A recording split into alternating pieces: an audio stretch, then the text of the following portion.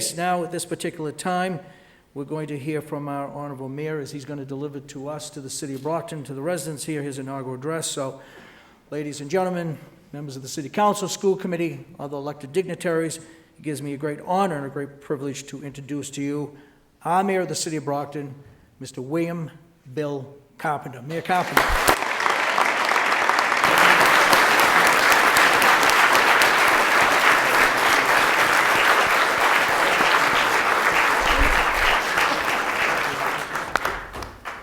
I think that may be the nicest reception I've ever received in this hall. Perhaps this would be a good time for me to announce that I am a candidate for re-election in 2 years.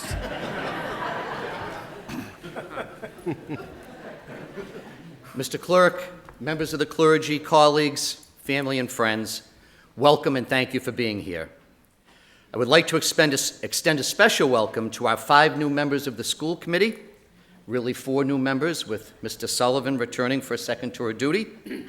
And I'd also like to welcome the 3 new members of the City Council, Councilor Beauregard in Ward 5, my home ward for 27 years, and the ward I had the privilege of representing on the school committee for 4 years, Councilor Lally in Ward 6. Jack, if you need a note for missing school today, just stop by my office later, okay? I'm gonna hold you to that. Don't worry, he's a designated driver after this, so.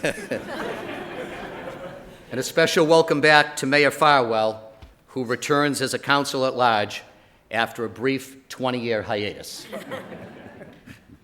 It's also a pleasure for me to welcome our state legislative delegation, Representative Dubois, Representative Cronin, and Senator Brady. And my personal thanks and appreciation to the former mayors joining us this morning, Mayor Farwell, Mayor Units, and Mayor Harrington. They all slept much better than I did last night. Most importantly, thank you to my family, my children, and my partner in life, Julie. Thank you for making the sacrifices that you do every day to allow me to keep working at this job for a little while longer. And I feel particularly blessed and thankful to have my dad here with me today to share this moment.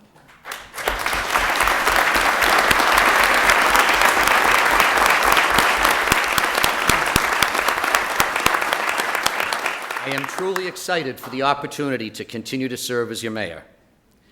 Ladies and gentlemen, if Brockton is to succeed and thrive as a 21st century city, we must make our city government work better. To my colleagues on the City Council, for city government to work better, we must work better together. The campaign is over, and now it is time to govern. The residents of Brockton want all of their elected leaders to work together in the best interests of the city, and they deserve no less. We don't always have to agree, but we do always need to work together. And councilors, today I pledge to do everything that I can to work cooperatively with you as together we take on the challenges that face this city. Under the pressure of increasing budget shortfalls, we must embrace and invest in technology, while also adopting best practices so that government can operate more efficiently while still providing superior customer service to our constituents. Budget constraints will compel us to find ways to do more with less. We are making positive strides in adopting both technology and best practices.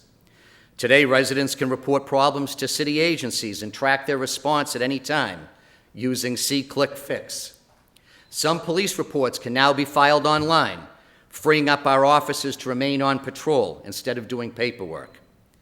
We are actively developing our capability to issue permits and licenses online to create a more business-friendly environment in Brockton, while also expanding our capability to accept payments online to save residents the time and inconvenience of a trip to City Hall. Brockton has recently entered into a community compact with the Commonwealth that will bring both technical assistance and grant funding to support the city's efforts to develop financial and planning best practices. Our ongoing working relationship with the UMass Boston Collins Center continues to pay dividends as they assist us in implementing IT solutions into city departments. We are prepared to work alongside you as we enter the new year, facing the challenges presented by homelessness, pedestrian safety, and drug addiction. In the weeks ahead, we'll be announcing the details of 4 different initiatives to reduce homelessness in Brockton. Champions United in Ending Family Homelessness, the piloting of a daytime resource center, a pledge to end veterans' homelessness in Brockton, and the introduction of our new homelessness task force as part of our overall downtown action strategy. The work of our pedestrian safety task force is well underway, with several projects centered around engineering, education, and enforcement, including a $500,000 grant from MassDOT to fund pedestrian safety improvements at several high-risk locations. As we enter 2016, Brockton finds itself at the forefront of the opiate addiction crisis. During the past year, our first responders answered over 1,000 overdose calls. And despite their heroic efforts, we suffered over 100 overdose deaths in the city of Brockton during the past year. We are committed to reducing both the supply and demand of illicit drugs in this city.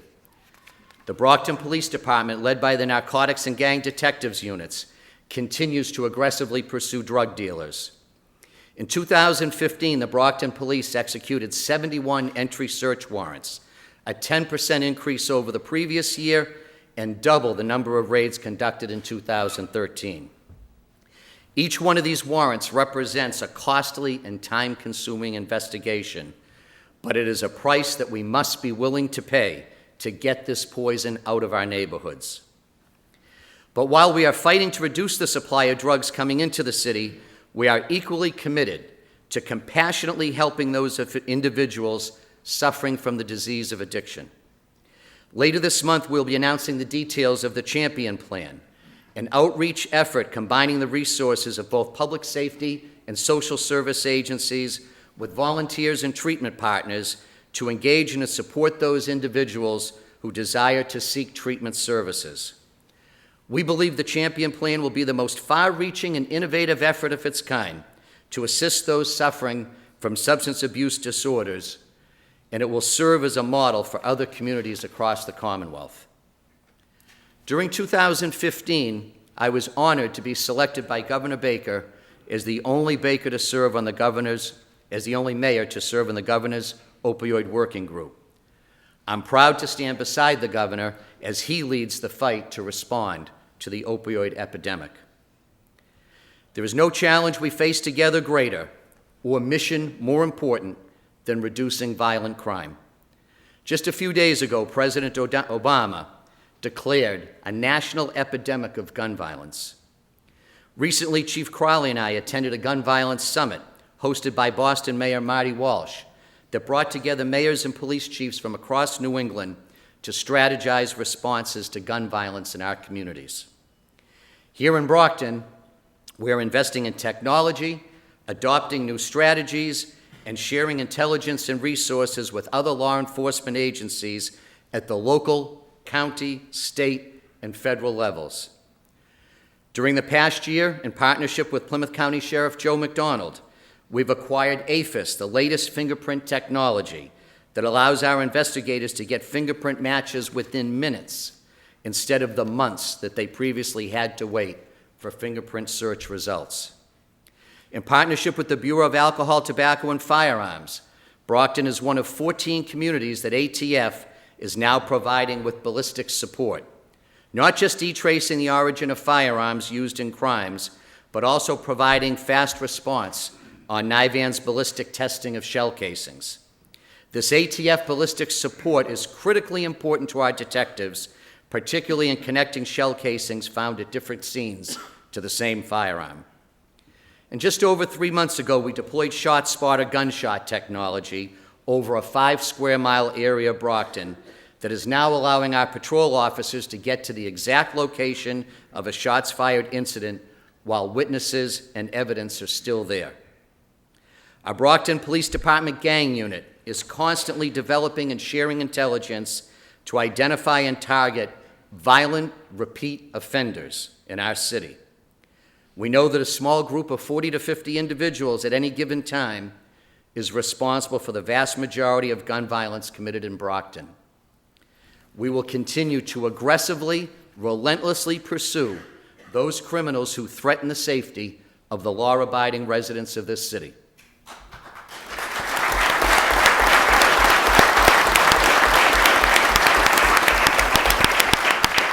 We've recently created a crime analyst position for the police department. The crime analyst will collect crime statistics and data, then convert the data into reports that the chief and his superior officers will be able to use to identify target areas to direct our limited resources to, while also supporting management decisions on staffing and budgets. This utilization of real-time crime data is the foundation of the CompStat system utilized by the New York City Police Department that Chief Crowley, Lieutenant LaGrice, and I were able to witness firsthand during our visit with NYPD Commissioner Bill Bratton this past August. While investing in technology, implementing new strategies, and utilizing intelligence are all key components of our crime-fighting efforts, none are as important as getting more boots on the ground. We need more cops on the street. Our 9 newly hired police officers will be completing their training in the next 30 days to join our patrol ranks. Meanwhile, we are in the civil service selection process to hire 14 additional officers. When those 14 new hires join the force later this year, it will bring our total staffing to 196 police officers, the largest number of police officers that we have had on the job in over 25 years.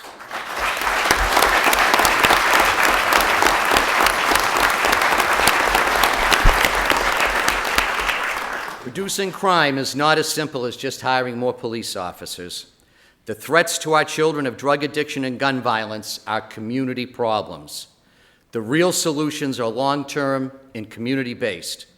We must be investing in our children, helping them to make good decisions, and raising them with a sense of hope and opportunity.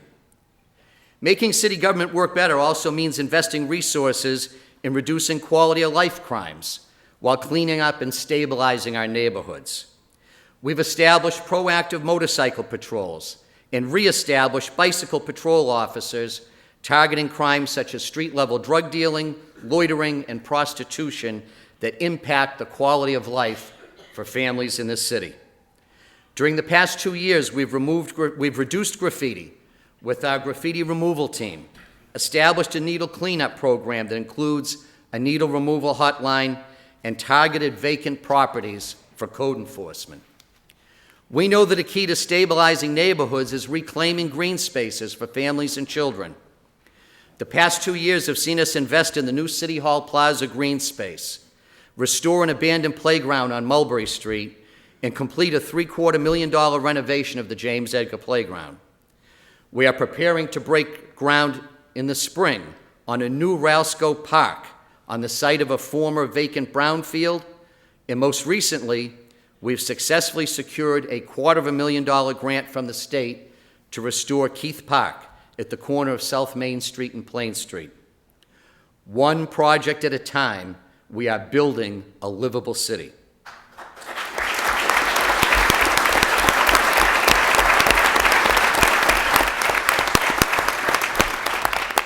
Our biggest initiative to increase public safety in the upcoming year will be twofold: the establishment of a citywide network of video surveillance cameras combined with the replacement of every street light in the city with LED lighting.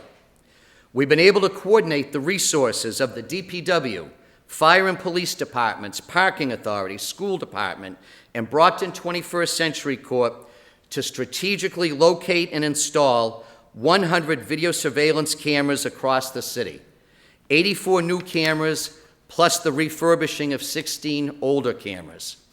The first 11 cameras are already up, and the project will be completed by the end of this summer.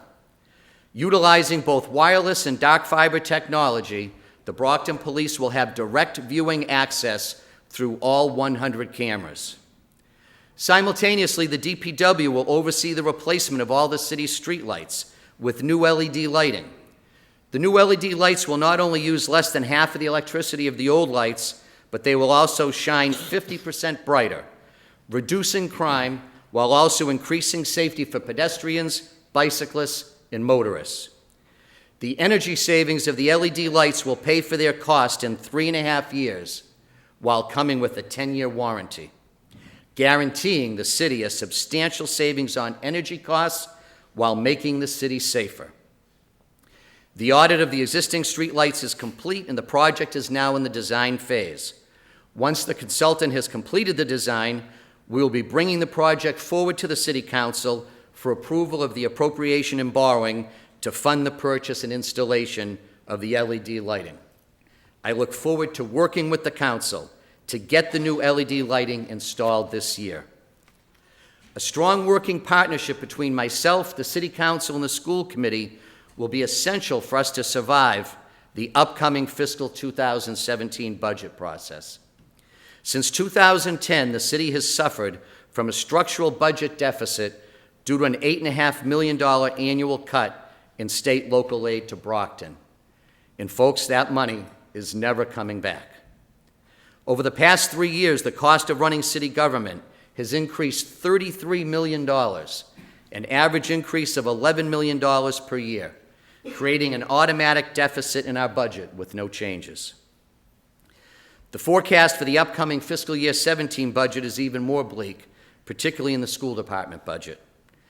The scheduled pay raises for BEA teachers now in year 3 of their collective bargaining agreement this year projects to $8.1 million. Think about that number.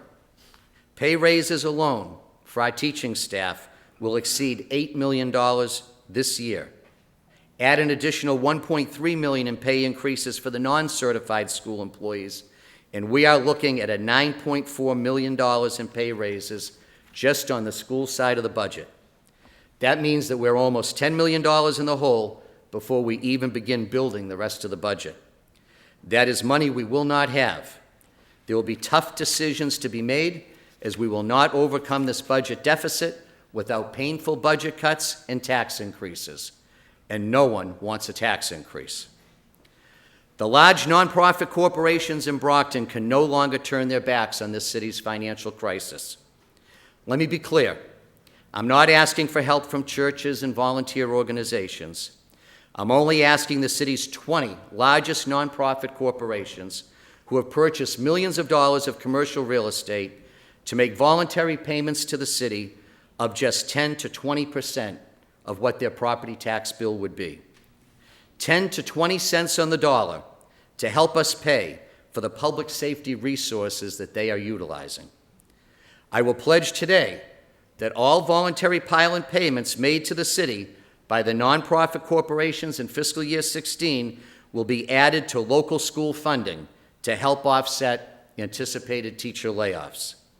It's time for the large nonprofits with their multi-million-dollar budgets and executives earning six-figure incomes to step up and help us save our schools.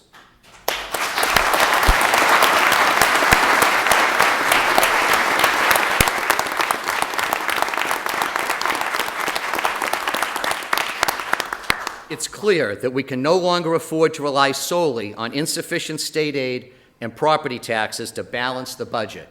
We must develop additional sources of revenue, and we're doing that. We've generated over $1 million during the past year by selling off idle city property acquired through tax foreclosure. This year, we will collect $200,000 in licensing fees on electronic billboards. A host community agreement with the medical marijuana facility will pay the city a minimum of $100,000. A solar field being developed on the Thatcher Street landfill will begin generating an estimated $250,000 per year, and a tax title auction scheduled for the spring should spur collection of unpaid property taxes. There is no question that we desperately need the guaranteed $4 million per year revenue generated from the gas-fired electric plant. We also must continue to lobby for a resort casino complex at the fairgrounds that would pay a projected $12 million per year to the city, eliminating our annual budget deficit and funding the hiring of police officers, firefighters, and school teachers, while also helping to finance the rebuilding of our crumbling roadways. The real solution to our budget woes lies in expanding our revenue base, creating real new tax growth revenue, not just going back to our existing taxpayers and asking them to pay more and more. This is why economic development and planning to create jobs and spur investment in Brockton has been a primary focus of our first term in office. We've built a team of professionals working together to attract investment, create jobs, and revitalize our city's business districts. This morning, I asked the City Council and our state legislative delegation to continue to partner with us in making the dream of a thriving Brockton become a reality. We will soon be officially submitting the Brockton Downtown Action Strategy to the City Council for your input and consideration. We have also released Brockton 2025, a 10-year game plan, creating 12 economic development districts across the city.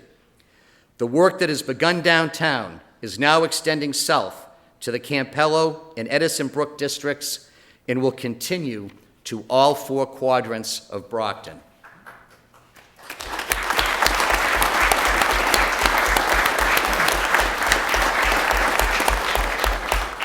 We will soon be submitting to the City Council several pieces of critical legislation for Brockton's future and ask for your swift consideration and approval. The Downtown Urban Revitalization Plan will give the city the authority to implement our Downtown Brockton Action Strategy. A number of the City Councilors here this morning have been directly involved in the development of this plan. We now ask for your endorsement. We will also be seeking your approval of a zoning cleanup ordinance that will eliminate inconsistencies and ambiguities in many of our zoning ordinances, making it more attractive for developers and business owners to invest their private capital here in Brockton. This ordinance will be the precursor to developing a citywide comprehensive master plan that will create a 30-year blueprint for the city's business districts and neighborhoods. This morning, we also ask for your speedy consideration of the expansion of the existing 40R district downtown. The 40R district encourages and incentivizes mixed-use development in the downtown and is a key to unlocking the development potential of vacant and unutilized commercial properties. Councilor Sullivan, you were the sponsor of the legislation that created our existing 40R district, and I ask you now to lead this effort to expand our 40R district so that together we can unlock the opportunities for private investment in downtown Brockton.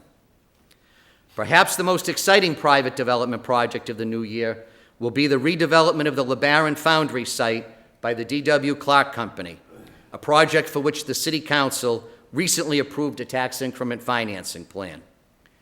This project represents a $6 million private investment that will convert a polluted, abandoned 5.5-acre site into a brand new advanced manufacturing facility. Not only does this project revitalize a blighted area, but it will immediately bring 50 jobs into the city and create an additional 25 more new jobs.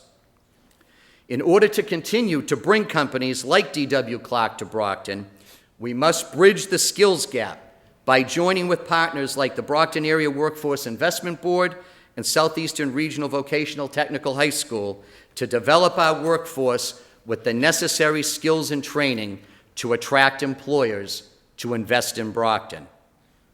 Consistent with the Baker administration's urban agenda, we must bring economic development and education together to achieve real workforce development. And the place to create that partnership with education is in a downtown Brockton State College campus.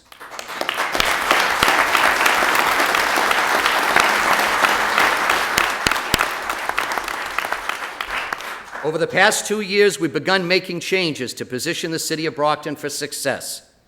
Let's work together to build on that success, to create jobs, to ensure safe and clean neighborhoods, to provide our children with the opportunities created by a quality public school education, and to sustain essential city services.